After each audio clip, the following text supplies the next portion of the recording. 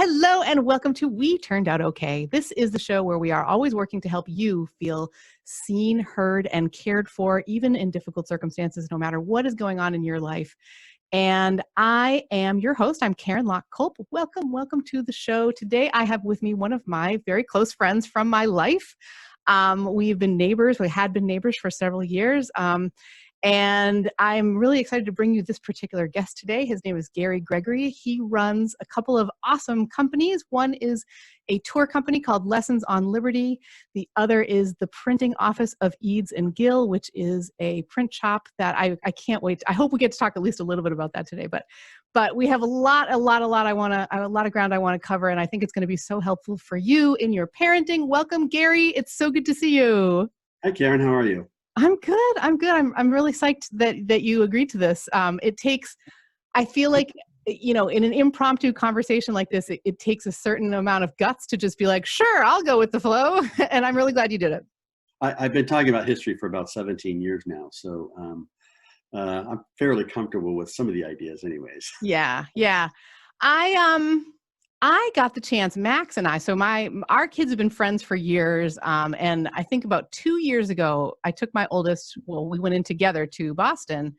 And one of the places that we stopped was the printing office of Eads and Gill. And we saw you there actually with one of your kids working there. And it was super cool. Can you just describe what the printing office is and what you do there?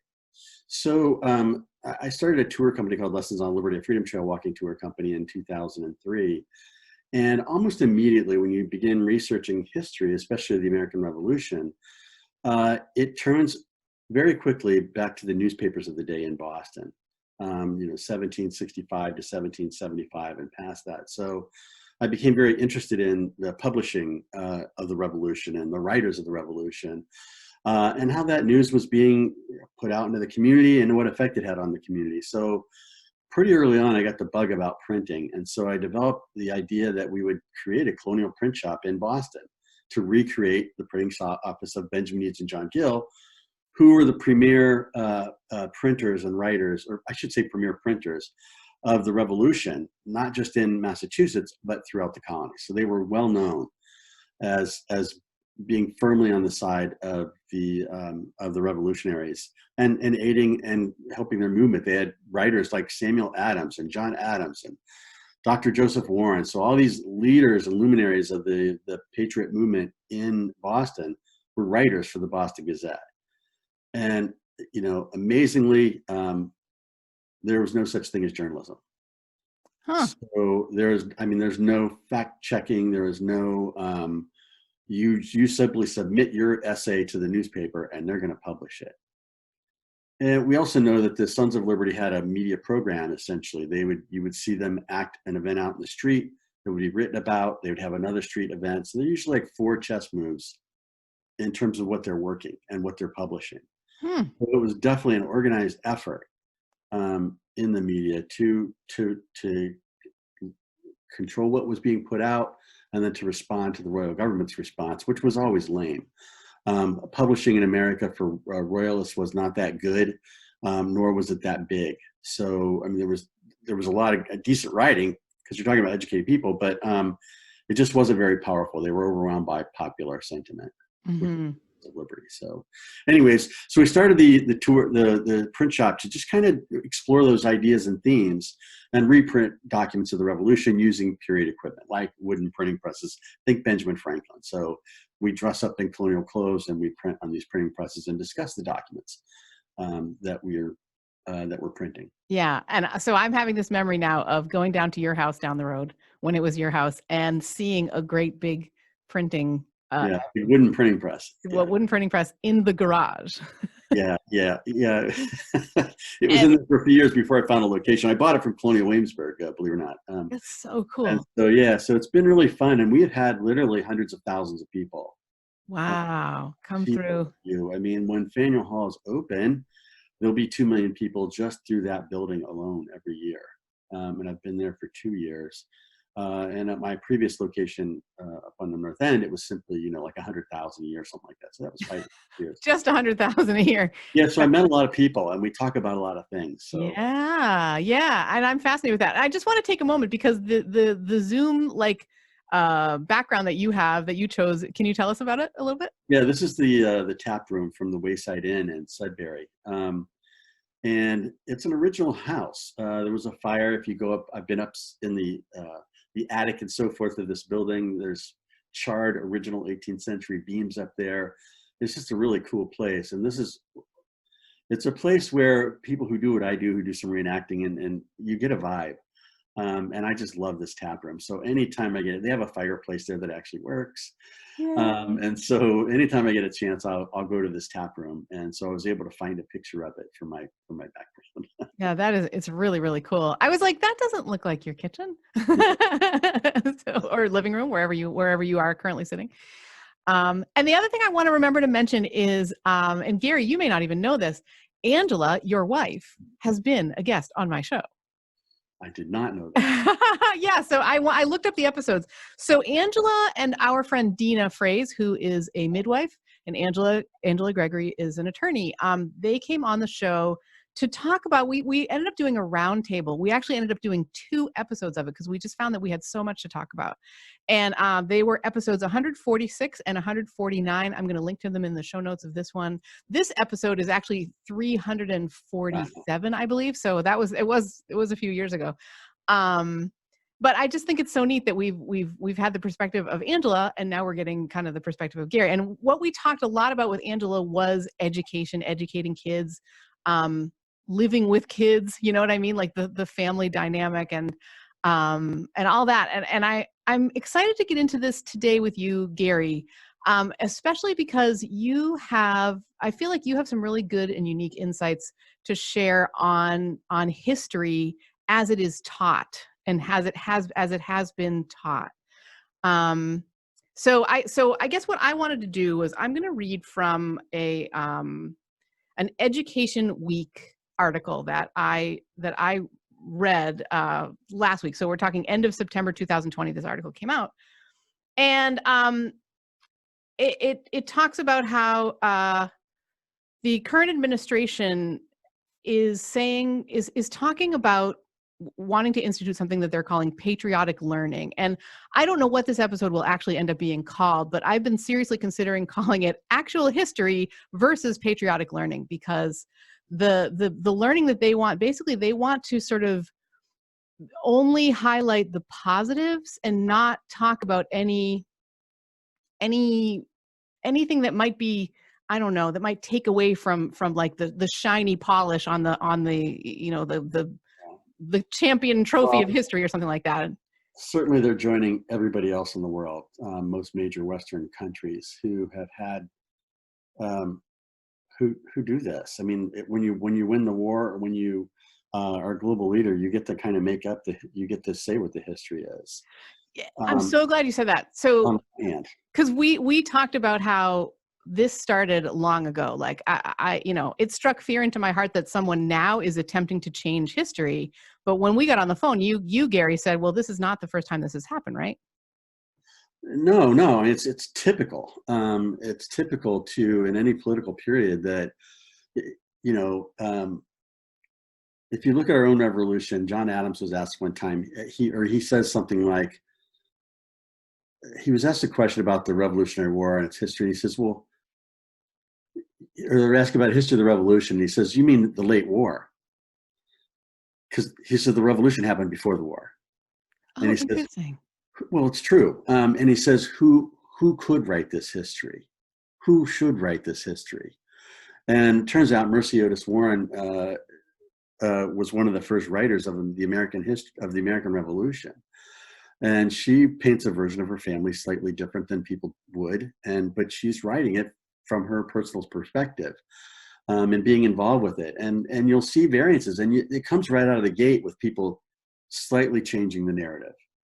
I mean, if you look at the Battle of Lexington and Concord, right, the first battle of the Revolution, we needed to put a news narrative out there and control the fight so that the British Army looked like the aggressors. Okay. plain and simple. Forget the fact that we're storing military supplies and arms in Concord, and the royal government knows it, and they're just going out to capture the stuff. But we needed to, when the fight broke out, we needed to make it look like it was them, 100%, not us. And you do that for political reasons. Mm-hmm. So see, right at the, even as the history was happening, they were looking at this going, well, how do we spin it? Yeah. And so, you know, you'll go through, the revolution wasn't actually totally popular after the revolution. Oh my gosh, really? It turns out when regular people rise up and the moneyed and capitalistic interests of countries, there's a disruption in their flow. They want to get back to normal. Markets like to get back to normal. Business likes to get back to normal. So you're going to kind of, this uprising of regular people, and think about what's happening in Europe. There's monarchs everywhere. So Right? they're looking at this, right? They're looking. We're definitely looking at this. And so things start to happen. And then you see the French Revolution. And the French Revolution is actually a very good study in historical revisionism. Oh, cool. So let me just ask, what years are we talking about here? French Revolution is? Well, French Revolution is 1780s, 90s, right? Okay, yep. Right after our thing starts happening here, it just starts boiling over into France. But every iteration of the revolution in France gets a new set of print making, gets a new description and narrative of their leadership and the historical perspectives. So you'll see it, and it just, they produce a jillion intaglio prints. I'm talking about copperplate images, which we don't have photographs, we don't have digital phones, so we're going to capture images of certain events and things, and we're going to change the narrative publicly by having people view these images. Wow. Can you describe one image? Can you just give us an idea? Gosh, no, it was Vince. No, I can't, because it's fine if you can't. About 3-4 years ago, I went to an exhibit at Harvard's Peabody Museum, and it was on the French Revolution. Oh, cool. And I, because of opening the shop at Faneuil Hall, I don't have time to do a ton of research like this, so it was just FYI for me. I didn't do anything with it, so it didn't go deeply enough. No worries. But I feel like it's enough to know. So I'm not sure what an intaglio copper plate even is. You ever see a picture of the Boston Massacre? Yes, there's that really iconic. Yeah, Paul Revere engraves it. For listeners, Gary and I both made our hands into the shape of rifles. Like, we both did the same kind of like look of, this is what this picture looks like. I will try to find an image of it to put in this post. Yeah, so it's all over the place. I mean, I actually print them. We just engraved the Boston Massacre plate. Yep. For the 250th anniversary, which was this year. Wow. And so of that event, but there's only two ways to get an image on the printed page in the 18th century. One is a woodcut, that you actually take a plank of wood, carve the image, and then lock it up with your type, the letters that you're going to print your newspaper with, and print it. They're crude, they're not very good, and they're not very detailed, but it's an image. The other way is a copper plate engraving, which is a highly accurate, engraved by an artisan who's going to cut the image in copper, which you can then reprint and reprint and reprint from the same plate to create multiple images. For instance, we know Paul Revere probably printed it. Well, we know that he printed 200 copies of the Boston Massacre that were then hand watercolored and sold by Eves and Gill's print shop. They bought 200 copies. Wow, that's cool. So they're powerful. I mean, the image just made a difference. That image in particular is a piece of propaganda. Yeah. It's showing an inaccurate version of what actually happened, and this is the Sons of Liberty patriot version of what happened. And so what actually happened, and what is shown in that image? Well, I mean, there's a couple things that are true. If we're looking at the image, I don't actually have one right here. It shows British soldiers grimacing, firing into a very well-dressed, innocent crowd of civilians in downtown Boston, right in front of the old State House. Mm-hmm. And so the true parts about it are, yep, it happened in front of the old State House. The building is rendered accurately. Even the uniforms of the firing British soldiers are rendered incredibly accurately. They're members of the 29th Regiment of Foot. And so they're definitely pinning it on a particular group of soldiers in the image. And then, so that's accurate. The inaccurate part is the size of the crowd. We see maybe 10 or 15 or 20 people being mowed down by 8 or 9 British soldiers with guns. And in truth, there were, by local accounts, there were probably 300 or 400 locals surrounded Okay. your So it was nine a grade. bigger group. Oh yeah, and it's a dangerous group. They're swinging clubs. So the royal government called it the riot in King Street. We Wow. call it the bloody massacre perpetrated by members of the 29th Regiment of Foot. Big difference. Big difference. Yeah. So that tells you a perspective right there, and that speaks to writing of history. So they're going to write history as it's happening in a certain way, right? Yeah. And then once you win the revolution, or I should say the British government gives up how much we won.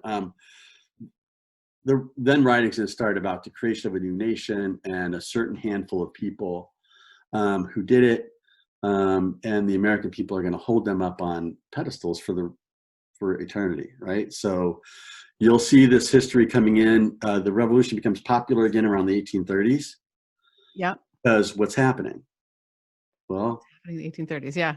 Tell us. Abolitionists, right? And this talk of the South and the North and states' rights. So kind of interesting that at that time we start reviving these ideas of the revolution. And it becomes popular. They start dragging anybody out who is still alive, who fought in the revolution, and interview them, writing books about them, and making up all kinds of stories. And then right around 1900, you have, I should say right around 1800, you have a fellow named Weems, a historian, who starts writing books. That's where we get the famous idea that George Washington chopped down a cherry tree. I cannot tell a lie. You know, all these things about. Yeah, these little myths. Yeah, that take them away from being real people, right? They're completely made up. And this is the stuff that we were taught when we were kids in school. Yeah. Yeah. Right. So these various very, very simplistic, very, very scaled down, very, very pro-American view of the American Revolution, without hardly any mention whatsoever of the indigenous peoples of America who were made war on through this revolution and who were exterminated systematically through the slaves of the American colonies. I mean, some states, I forget, the numbers aren't exactly in my head, but some states had as many slaves living in that state as they did white people, like hundreds of thousands. Yeah. Right. And so there's this giant issue that's not, you know, sure, I learned about slavery as a kid, but how much, you know? And then, you know, Roots came out, right? Well, this was that movie. I don't know. I'm probably way too old. Yeah, I've heard of Roots, and I feel like I remember watching it when I was a kid, but yeah, well, I mean, I was older, so you know, so for me, it was really one of the first times you see kind of the horrificness of slavery. It didn't come out in the books. You just think it's something that happened. So for a lot of reasons, when you have a country and you're talking about patriotism, you don't want to bring up the bad stuff. It's so interesting. I've been reading a book called Lies My Teacher Told Me. And by the way, I'm going to link to as many of these things that we're talking about in the show notes as I possibly can. Lies My Teacher Told Me is a book written by James Lowen, his name is. And I actually first read it when I was just newly married. So we're talking more than 20 years ago. He was a professor at a university, and was appalled with, they undertook some research to find out like what is being written about in our current textbooks in high school textbooks. And what they did, this is sort of back in maybe the 90s. And what they did then was discovered that a lot of things are not true that are being taught in textbooks. And they tried to create a textbook that told the truth, that basically that sort of encouraged kids critical thinking, and not to sort of think, oh, all this is just settled history. There's nothing I will ever be able to do in my life, which is another kind of whole part of this, right? Like, why buck the system when you don't think to buck the system when you're learning that the system knows all and the system is everything and there is no. I mean, honestly, to that point, you know, John Adams was afraid. Yes. That we would hold them up on pedestals. That they would be portrayed as unattainable aspirations and unattainable deeds by any of us mere mortals. And that's exactly what's right? happened. Yes, that is exactly what's happened. And yeah, to your point, when you have a chance to read high school curriculum, or it is so kind of disjointed, not in context, Very out of context. Yeah. and the stuff they write, you're like, who wrote this? where's this coming from? And Massachusetts just recently, I think, revised a lot of their curriculum. But you can't get somebody to critically think about something they don't understand. Yeah. And, Right? You know what I mean? Like, yes. unless you understand the subject, you can critically think about it. Is slavery bad or good? Well, okay, it's bad, right? But why? And yeah, go ahead. Sorry. No, you know what I mean? It's just like, so a lot of the curriculum I see is asking people questions. And by the way, this happens in my business. You know, I'll see tour guides ask somebody a question that they can't possibly answer. They don't have the background or the context. Someone will ask the tour guide. No, yeah. Well, no, like a tour guide will ask the people in the group, like, oh, blah, blah, blah. And they're like, well, they can't answer that question. That's why they took the tour. Yeah. I don't know if that makes any sense, but it's a method of, some people think it's a method of teaching to ask people questions and see what they critically think about it when they have no background in their head to even answer the question. So they feel kind of dumb. Yeah. And no frame of reference. Yeah. So we always try to lay a context and try and put things into context so that you can at least go, well, okay, based on what you've just said, this is what I think, and then maybe ask a question. But yeah, you see a lot of different things in education. Not that it's all bad. I mean, some of it's good. You know, there were certain classes. I know my kids had a class called Facing History, and it was about genocide. Wow. And it was about how a normal, regular person could become a Nazi killer. And it was fascinating. It was a really hard class for these students to be in, but I can tell you what. So in this instance, they got it. It was a good class. It was good curriculum. Somebody really thought about it. Yeah. But that's not the case generally. And then you see like just books, history books. Now it's been a while since I've been in a bookstore. So as it has for all of us, we're recording December 2020. So, but when you browse the American history aisle, you see a lot of different names of people writing books. Some of them are political figures, people like Glenn Beck and these types. And then you'll see, you know, CNN, David Iverson, I guess, you know, people like this. So people write history books from a lot of perspectives, for a lot of reasons. And what we find out about any kind of movement that wants to popularize history and not focus on the negative aspects is saying that you as a culture don't want to move on. You don't want to learn from the mistakes and elevate your culture to something better. Can we talk about that a little bit more? I would love to go deeper into that idea. Popularizing history, is that the expression that you used? Well, I wouldn't say, maybe that's the wrong term. I'm not trying to call you out. What I'm saying is just the populist view. So what does that mean? Like pretend? Well, I'm going to say that I'm going to call it also like a patriotic view, if you will. Or, okay. I'm a patriot because George Washington, you know, I mean, these white guys won the American Revolution. They set up this country, and it's good for us, darn it. It's been good ever since. You know what I mean? Like, yeah. So we just close our eyes to the bad stuff, to the genocide of Native American Indians, the treatment of slaves, the battles out west for the Native American Indians, and the massacres and genocide that happened there, and the internment of Japanese people during World War II.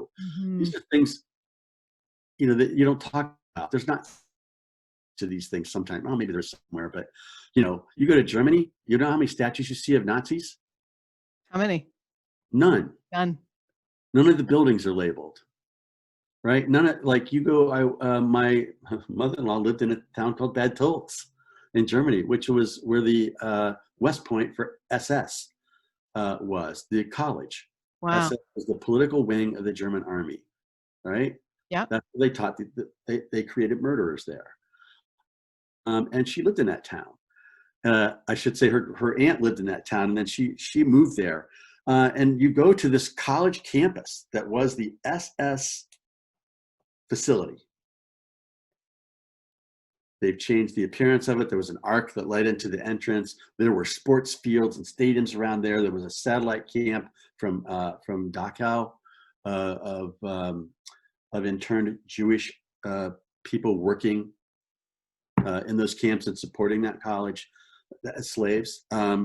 And so there's a lot of history in this town. And in fact, a friend of mine who was an editor for World War II magazine, I said, hey, I'm going to Germany. He says, where are you going?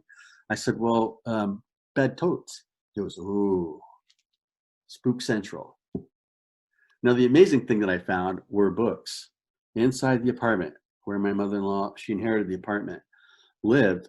All the books from the 1930s and newspapers were still there. Wow. The books had swastikas on them. My goodness. Shelf. Now, they weren't believers of the philosophy. It was just stuff they had, right? Yeah, yeah. And these books were teaching you how to raise your family, how to be a good German, what it meant to be a good German, who were the Germans. Wow. This is that nationalistic, the terms we're hearing now about popular as, these kind of, this is what this is saying is we're going to make this history fit our narrative, our political narrative. Yeah, yeah. And we're going to tell you we're good, we're strong, we're hardworking people. Yeah, some of those things are true. We also did really bad things. So has almost everybody else on earth. But to not bring those things to light and to not educate yourself on them and to close your eyes and say, well, no, this is part of our heritage, or yeah, it is. And you need to treat it as such in the right way. Mm-hmm, mm-hmm. Not by putting a statue up. And I think what's really interesting to me about that is I have spent certainly this summer, and I don't think you can ever listen or learn enough, but I've been really trying to understand the world from others' perspectives than my own. And what like when you say they're what they're saying is the authors of these sort of revisionist histories are saying we're going to make this history fit our narrative, and then what that says to me is who will learn this, right? Like who is going to be taught this? Like I've heard, for example, that I'm trying to think.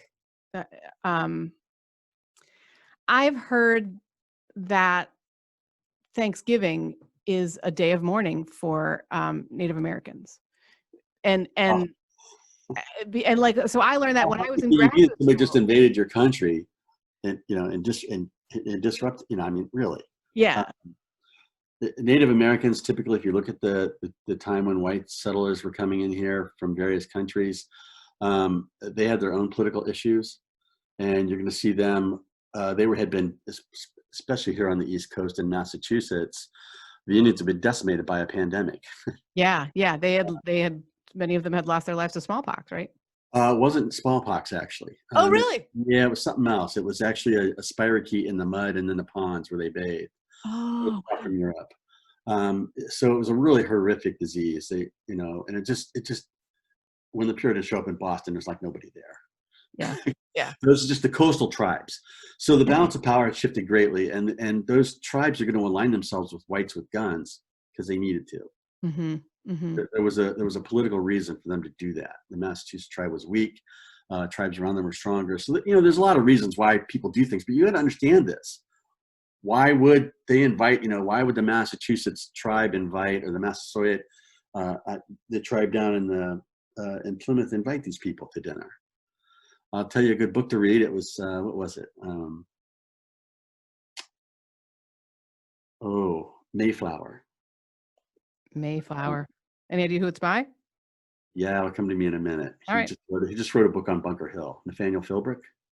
Okay, I'll write that down too. And it gives you a real good look at the actual relationship between the indigenous peoples of Massachusetts and their Puritan neighbors.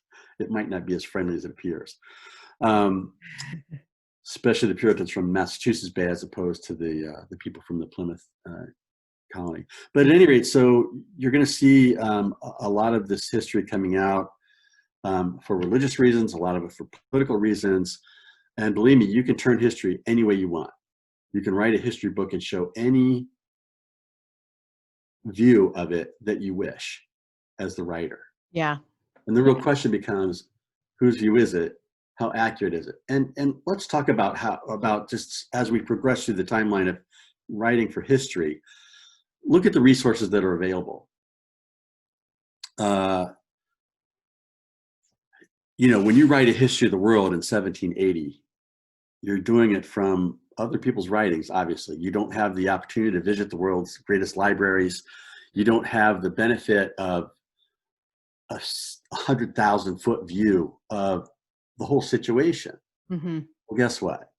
About in 2005, I mean, I tried to form like a research group on the American Revolution in Boston, and I was trying to find out who were the merchants of Boston, how did the economy run in this colonial place, and what did the average farmer, what did his operation look like?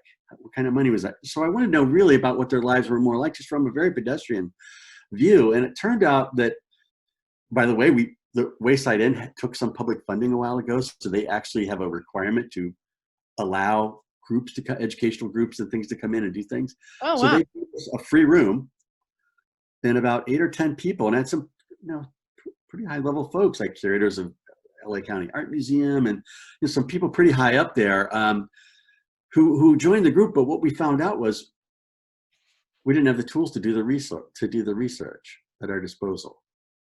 You actually physically had to go to the Massachusetts Historical Society, or physically had to go somewhere, because the internet wasn't the internet. Yeah, it didn't You know what I have mean? all the, yeah. In the past 10 to 15 years, so much more has been digitized. Mm-hmm. Libraries, research libraries, like good ones. And so everything's available to researchers. And so you are now able to get a much more accurate picture of the economies, of the social economic statuses. You're just able to see a lot. Your view is so much better. So when somebody says that new research is coming out, that we're revising history, and that we're making it more liberal, or that we're doing this or that, the truth is you're actually getting a better look at what's going on. Yeah. Now, that's not What was going on then, right? Yeah, that's not to say that somebody can't write a politically left revisionist history. Yes, also true. It doesn't usually happen that much. It does happen, but really, like anything, education is a system. And it's a big system. And when you, and well, I'll say this also, I should probably leave this for closing remarks, but Alex de Tocqueville talks about the American educational system and democracies for America. And when Alexander de Tocqueville? America. Yeah, Democracy in America. It's a fascinating look. When was it? Gosh, let's see, 1820s. Okay, I was going to ask, when did he? Yeah, he's a Frenchman. He comes over to study the American prison system, of all things. Oh. Well, it turns out he studied a lot more than that. And he said, kind of shockingly, that the thing he says that, and this isn't a direct quote because it was a long time ago when I read the No worries, it's okay. He basically was saying that no monarch, ruler, dictator, or emperor has ever had the kind of contact and control over an educational system like the American system. Wow. He viewed it as a threat. I'm not bashing modern education. I'm just saying that he viewed it as a threat for a reason. The Romans could care less. Pay us the money, do what you want. Yeah. Follow the rules. But we're not going to mess with, that, right? Yeah. So the Americans messed with that, and we have a system. And in that, so what you're going to see is anytime you have a large system like this, again, not saying there's not a lot of smart people. Yep.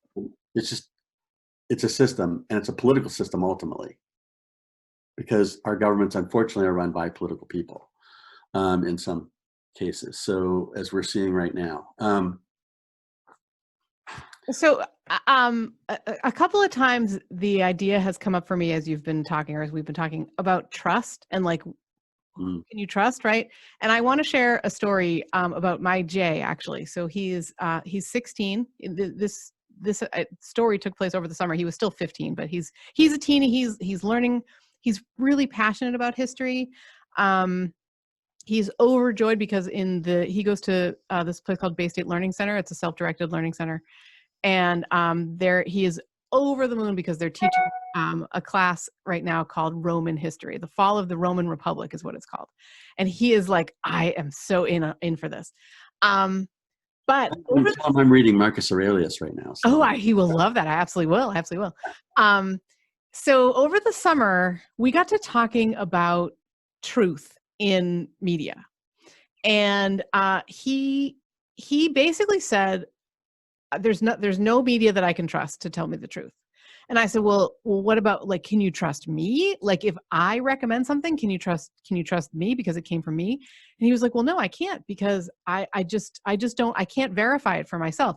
And one of the things that we did that made him feel somewhat better is we watched this movie called Super Size Me, which is about a guy named Morgan Spurlock, who in the sort of early 2000s, he went on a quest to eat McDonald's 3 times a day, and only McDonald's, for 30 days because he wanted to see what would happen. It was at a time where there were a lot of lawsuits for, like, there was somebody trying to bring the McDonald's of the world into line, like the tobacco companies had been brought in. They're supposed to get rid of trans fat or something in all their stuff. Yes, exactly.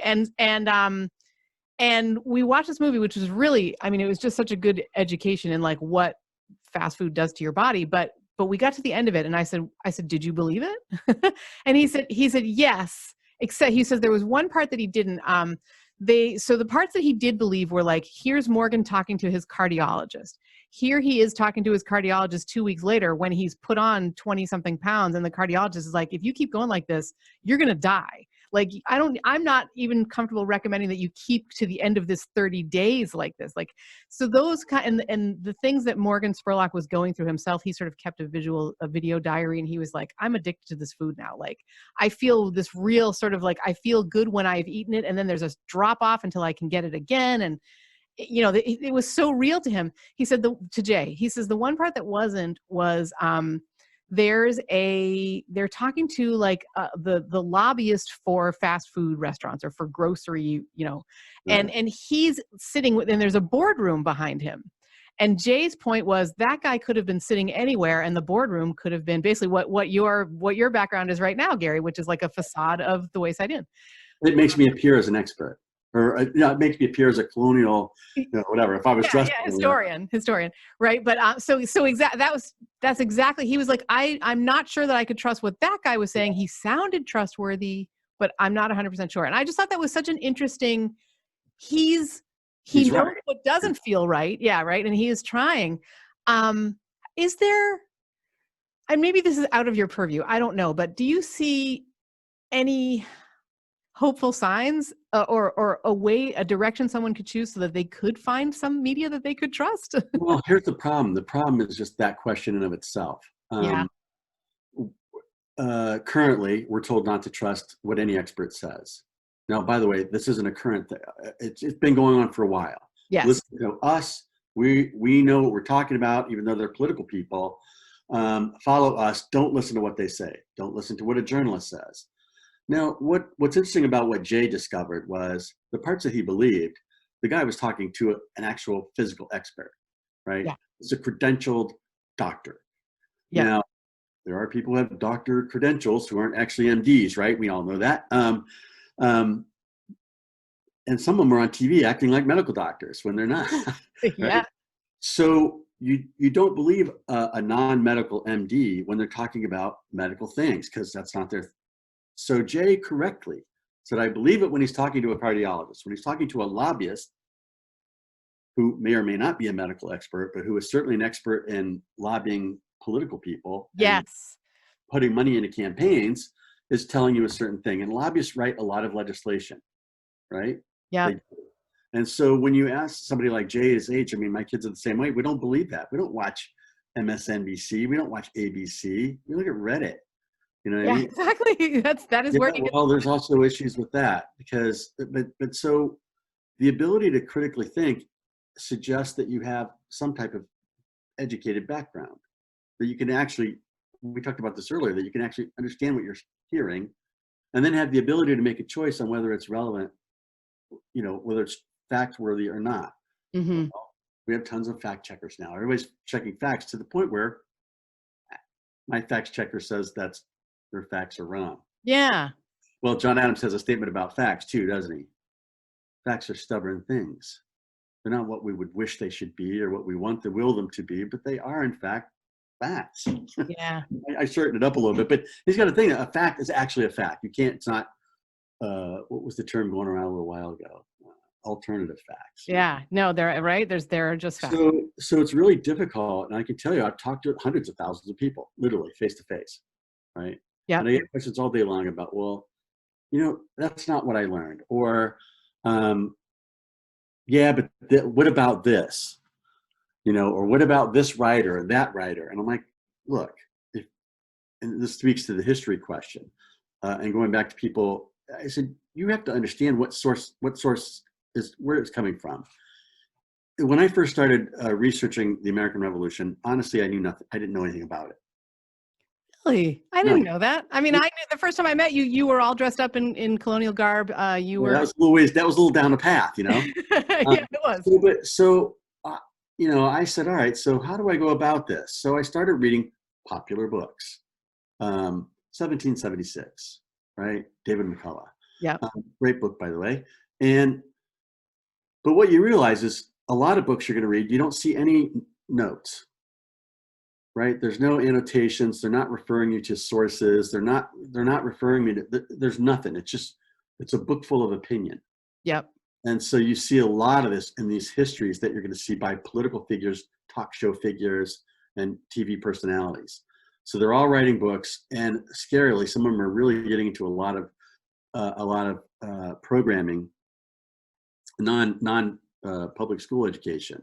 Do you mean sort of by programming? I'm sorry to interrupt, and I don't want to make you lose your train of thought. I'm thinking about programming, meaning sort of indoctrination rather than. Well, I'm going to pick on the homeschool community. There's a group of homeschoolers that are religious in nature. Mm-hmm. Not going in a direct. I'm perfectly okay with that. I think it's great. But when you start reading historians from that genre, I shouldn't say historians, writers. Okay. Yeah. And the history that they're doing, it's just not accurate. Yeah. One of the assertions that I got from a certain book was that the founding fathers were all Christians because they went to religious colleges. Wow. Harvard College was in fact started to create Puritan ministers. That's true. But I can tell you, John Adams himself questioned the divinity of Jesus Christ and became a Universalist Unitarian. Mm-hmm. It's not a reflection on Christianity. It's just he was questioning. It's just what he, and I mean, it really, that makes a statement like they were all Christians false. Yeah. Therefore, that makes the book highly suspect. Yes. Yeah. A wide assertion based on no facts, except that they went to a school like that. So that's the way you leap into those grandiose assertions. So the first thing I did when I started reading this history was like, okay, so this is a popular book. I'm not seeing the kinds of things I could go look and say, is that statement true? Where did I get that idea from? So now I start going down the rabbit hole and looking at different authors, looking at real historians and people who have been studying this revolution their entire lives. Again, not that they can't write from a biased perspective, but they've just done the research. Yeah.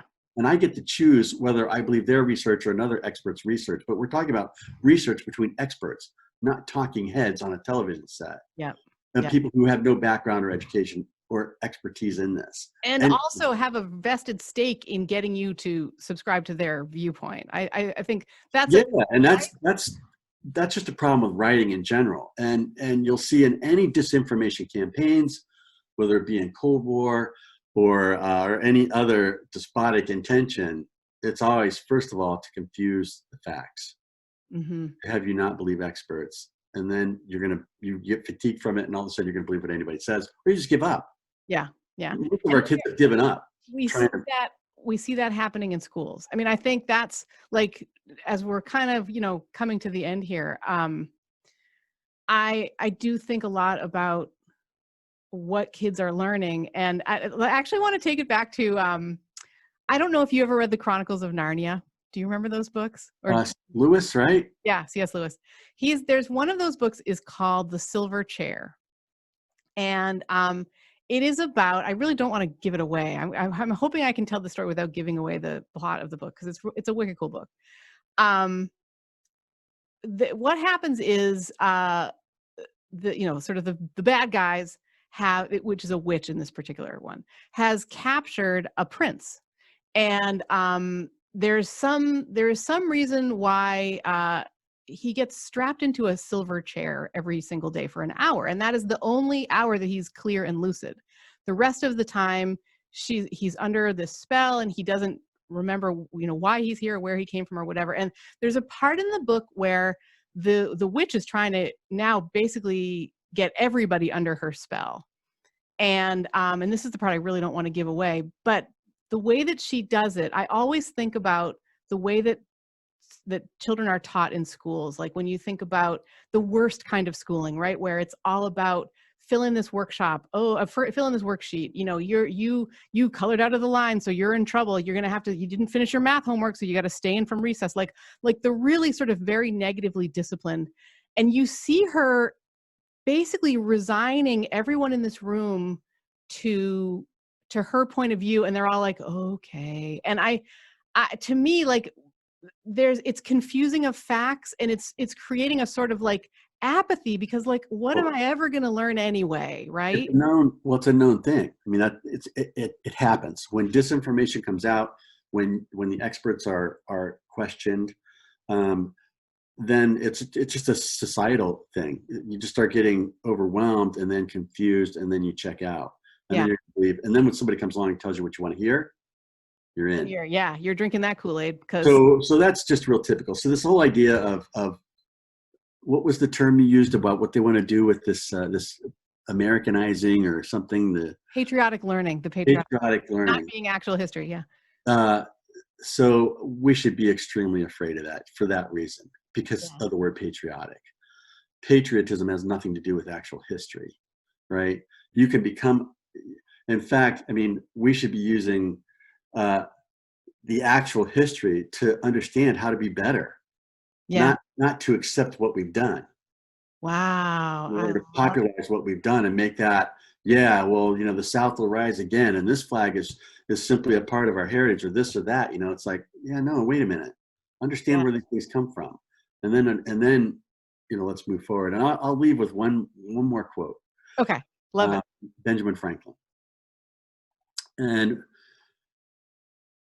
first of all, I mean, when truth and critical thinking go through just more than our educational lives, right, and our political lives. It's just a morality. I'm not talking about religious morality, but you have to have people telling the truth and things like this. Benjamin Franklin wrote a really, really amazing paper that he introduced on payment of officials in the government, the United States government, and he's arguing that they shouldn't be paid. And he talks about what happens when you make a place of power also a place of profit. Just read the essay. It's fabulous. He himself couldn't present it. He was too sick, but it's read in Congress. All right. Oh, man. It didn't get approved, but it is a stunningly chilling look at politics and patriotism, or just the inner workings of politics. And then you start understanding why they pull what levers they pull. At any rate, Benjamin Franklin once said, and he would know, that half a truth is often a great lie. Yeah. So that is the essence of anything that we see that fools us, that we now are not sure about. Right? They're giving us a little bit of truth, just enough to make it palatable, but enough of a lie that it's wrong. Wow. And I had a conversation with one of the producers of the movie. Just went out of my head. I can't believe it. Historical movie, big one. Recent, relatively recent. Sonic, oh God. Anyways, the guy did some specific, amazing research on this movie, National Treasure. That was the movie. National Treasure. Okay. So I met one of the producers one day in my shop. Oh my God, that is so cool. So I was saying, the reason I love that movie was because he actually did a brilliant job of blurring history and fiction. You don't know when you're watching that movie, the history is so good when it's not real. Wow. And we talked about that a little bit. But see, they told you this is a fictional movie. Yes. There was no Yeah. So that's why it's okay with me. the leaps that he made in that movie that were historical fiction, that dovetailed so nicely with his story and made it so believable, that suspension of reality happened. We don't want that happening in real life. We don't want to be suspended from reality when we're talking about the history of our country. Yeah. We need that we need the reality. And I think we need it for the criminal part of that. The half of the truth is a lie, to me, especially when you're thinking about education, is it A can, great lie. yeah, it is. It's an absolutely great line. I think the tragedy there is that so many kids just give up and they say, well, this doesn't make any sense. I'm confused. I'm checking out. That, And that's, we don't want that to happen. That's happening. yeah. So, okay. So, and maybe this again is a little bit out of your purview, but I would love your thoughts. Just in, the last kind of thing I wanted to talk about with you is, what if this is where we are, like, what is a step that we can take to kind of come out of this morass? How do we get back on track? So my team and I have been discussing this. How do we present going forward when we're allowed to come back in front of the public and when we feel safe doing so? One of the things that we started doing was altering we started doing more, we started looking at the Massachusetts educational curriculum and the requirements, and then wrapping our research around, for a particular document we're going to print. Let's say I'm going to print like, John Adams' Constitution for the state of Massachusetts that he wrote. So we're going to research the document from a physical standpoint so I can create an exact reproduction of the document. We also have to create some kind of a talk that we're going to do around the document. Yep. And so one of the things that we've endeavored to do is we started talking about becoming a provocateur, putting a question up in front of the shop. Do you think this? I'm trying to think of an example. Why do you think the Second Amendment was created? I get a lot of Second Amendment questions. Very few First Amendment questions, but a lot of Second Amendment questions. That doesn't. And so, wow, imagine that. And so we want to ask the question, and we don't want to take, because obviously everybody has their own biases, but what we're trying to do is take our own bias out of it and simply present and educate up front in a discussion that talks about the various historical aspects as they were happening at the time. So we try to take out any modern political views or any kind of things like this and just say, well, this is, what did the Federalist Papers say about this? So we want to provoke people by asking a question, and we want to engage in a dialogue without offending their political views. And so that hopefully they walk away and they learn something. They come away saying, I'm thinking about this. Yeah. That's all we want. I don't want to change anybody's mind. I just simply want them to consider other elements. I love that. Historically accurate. I think that's brilliant. It's making me think of a movie called, I believe it was called Behind the Curve. And it was an investigation or a look into the world of flat earthers, people who believe that the earth is flat. And it was such an interesting movie because it approaches conspiracy theories from a different angle, and you are seeing these people. There's at least one group of flat earthers who's trying to prove that the earth is flat, and the experiments that they're doing keep proving that the earth is round. And what the expressed hope of the folks making the documentary, and in quite a few of the scientists, and historians that they talk to, is some of them are going to start asking questions. Some of them are going to start thinking like, well, I have to be wrong because the science is proving that. Like, so it's to your point of, without offending, but here's what is true. Here's the evidence that is right in front of me. Look at that. Like, well, if these experiments are saying actual, real, valid data is telling me something else. Yeah. It's telling me something different. Yet the institution where I worship, or that I'm educated in, or that I'm this or that, is saying another. So without some kind of personal fortitude or some kind of really personal initiative, most people aren't going to go much past that. Honestly, really, you're going to listen to what the institutions around you are telling you. Yeah. Until it becomes so What year was the world actually announced by that particular institution that wasn't flat anymore? It wasn't that long ago, right? I'm not 100% sure, but I know that it was. I don't know. But it's kind of like that. It's like, so my ultimate hope is that through what we do is that yeah, we do get to a few people and have them say, I'm just going to go look that up. Yeah. Yeah. And I'm not going to listen to the news host, the talking head that's paid millions of dollars to misinform me or inform me. I'm going to go find some experts on the subject. Yeah. And read what they have to say. And then I'm going to read the other side. So that's the only real way to come to your own conclusion about these things. And it's, man, really hard. So we're talking about something that's extremely difficult to do. Yeah. And it requires institutional intervention in a positive direction. I agree. It does. It requires. Because it's so big. Yeah. And it's making me, this is the last thing I want to share. Our time is short. But I credit you, Gary Gregory, with the beginnings of our homeschool journey. So you were talking about homeschoolers before. You were talking about one particular group of homeschoolers, which is a religious group, right? But we were part of, I guess my youngest kind of still is, but we homeschooled from the time that Max was 7, with a completely secular, awesome group of people. It was just super fun. And that started because one day I ran into you. We were going to vote at our school. You guys lived right next door to the school. You were all dressed up in colonial garb.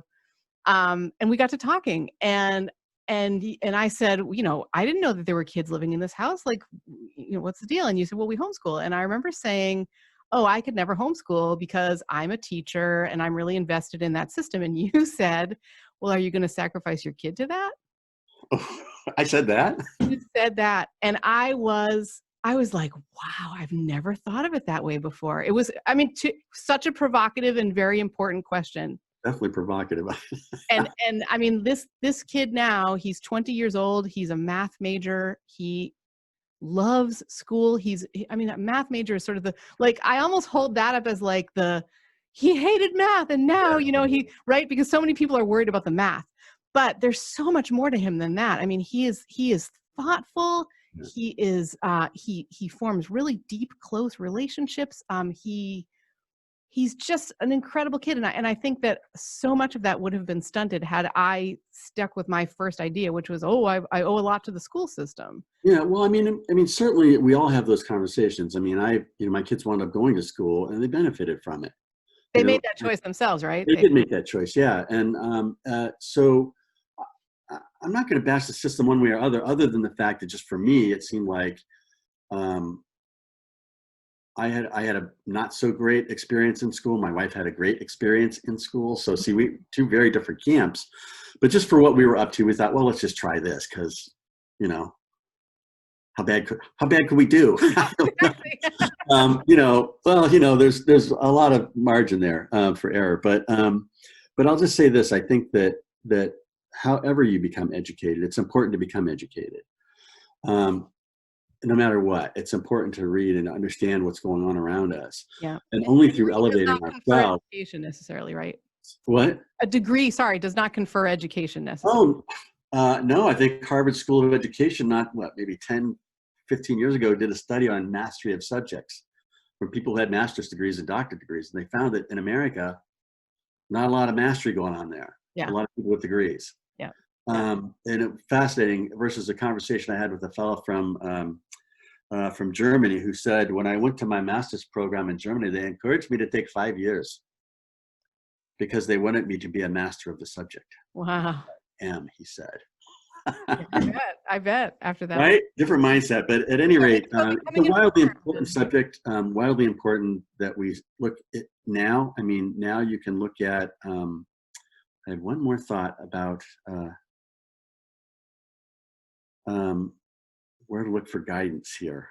It went out of my head. It's all right. It may come back. So one of the things that you had mentioned before was that we need the institutions to change, right? It can't be put upon the 2% of the population that homeschools to make all these No, changes. no, and I'll tell you, I know a lot of teachers who are just doing extremely, I mean, who do everything for their students. So, I mean, so it's not like, there's a lot of inequality in the school systems. I mean, obviously some systems are better than others. Mm-hmm. And so that needs to be addressed, but just education in general,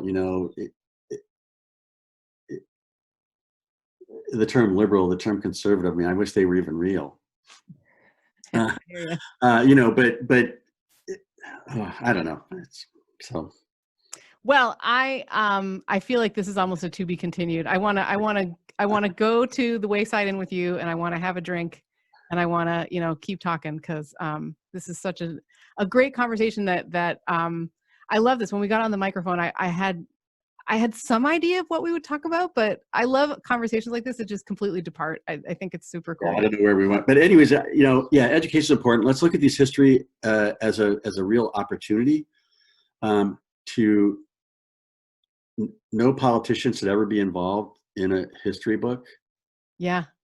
They can be involved in history listening to experts, and again, you can question the experts because it all depends on what philosophy they come from. But at any rate, let's let the historians do the talking, and let us have a critical mind to evaluate. Yeah. Data. Yeah. Before you had said we should be using our history to help us do better. And I think that's kind of the goal of an educated society, I think. I mean, my son just spent 6 months in Europe before the pandemic, and he said they actually think differently. Mm-hmm. The mindset of people is different, and he meant that sometimes in a better way, not always, but mostly in a better way. That because of their educational system and because of their they're not scraping for basic necessities like healthcare and education. Yeah, those things. So they're just a generally educated group, Yeah. not the way, but as a society, they're trying to elevate themselves to do better. Yeah. Germany takes in more immigrants than anybody right now. Why? We know why. It's because of their history, and they know it. Wow. So you'll find Germany much more forgiving, much to the detriment of people in their government who need to get reelected. They're gonna take on things like this because they have some atonement to do. Yeah. And they know it. Yeah, and they know it. They're aware of it. Yeah. They're not trying to revise it. They're trying to. Not patriotic, is it? And yeah. So fascinating. Well, Gary Gregory from Lessons on Liberty, lessonsonliberty.org, right? Yep, and edsandgill.org. edsandgill.org. Such a pleasure talking to you, and I'm so glad we got to do this. Thank you very much for sharing your knowledge with us. Cheers. Thanks. Bye-bye.